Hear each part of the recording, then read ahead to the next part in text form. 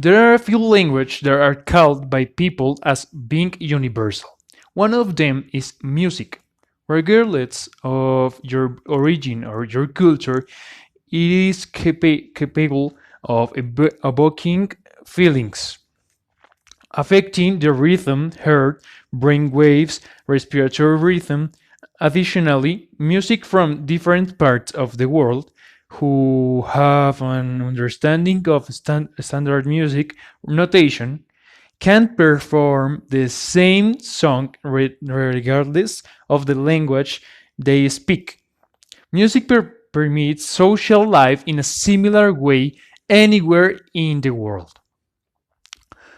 It all comes down to something very important in music: grammar. Maybe you will hear or see things like musical figures such as black, round, 8, white, 16, note, among others. Although it seems difficult, it is quite easy to learn the language since it is somewhat intuitive, and with a little practice it can be achieved. Let's think about tone and rhythm. Tone is a succession of sounds that is perceived as a single entity, that its sounds are combined and successively without sounding more than one note at a time. Rhythm is the distribution of the different sounds or notes over time, forming a musical pieces. These figures help to understand anyone who reads the tablature to be more precise when it comes to recording. Now, let me ask you something. Do you think that music can be perceived as a language? Okay, I believe everything I explained above can give us a pretty accurate answer. Since the language you speak is not important, it's only matter of time, rhythm, tone, and other musical issues. But with just those few things, you could already play something that someone you from Singapore, I don't know, growed without having to speak that language. Music permeates social life in a similar way anywhere in the world.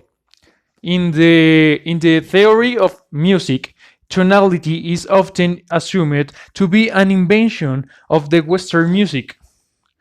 But our data raise the controversial possibilities that is maybe a universal characteristic of music. Explains of Samuel Mehert, the scientist who conceived the study that raised urgent questions about the structure that underlies music everywhere, and how our minds are designed to take music.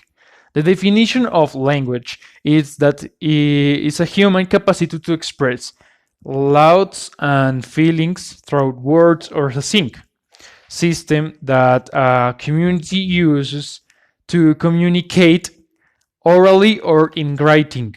And the definition of musical language is an artistic expression which there is a melody, a rhythm, and a pulse, which together create a musical composition or sonata or song. The musical language can be expressed through the staff, the substrate from which the music is created, is sound. With this information in mind, we can deduce that it meets the parameters of any language that, like any language, has its way to learn it. When songs are sung, words are internalized and incorporated into the person vocabulary, even if it's a title different, a little different from the fact that the song don't literally say the notes in the song. So you couldn't do it exactly as a normal language, but there are other ways you can do it. With this information in mind, we can deduce that it means that the parameter of any language that, like any language, has its way of learning it. When songs are sung, words are internalized and incorporated in our person vocabulary, even if it's a little different from the fact that the song don't literally say the notes of the song. So I couldn't exactly do it as normal language, but there are other ways to do it, like using the rhythm and the tones. As all instruments have a series of arpeggios, and arpeggios is like the set of three or more musical sounds harmoniously combined and played on the after other more or less quickly. Okay, after explaining this, music will allow us to know the culture it has generated, because it is only a culture expression of that society. Music is a culture fact because it is part of man's habits of, of life and of the different types of society that man has built. For culture is an integral part of the interactions between language and thought. Culture patterns, customs, and ways of life shape the way we think and understand the world around us. And the same time is reflected in the way we use the language. Yeah, exchange of thoughts, feelings, or ideas between a round of people.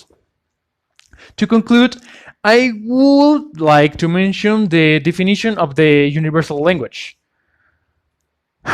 also known as Bonificiano,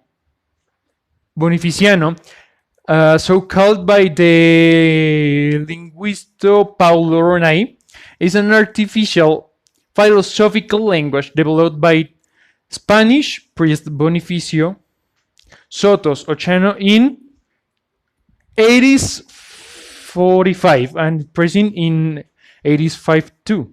Definition with that is the musical theory because all regards of the language can understand its structure, that, what it wants to express, and what it tells us and mission of the author when making the score or sonata. Thanks.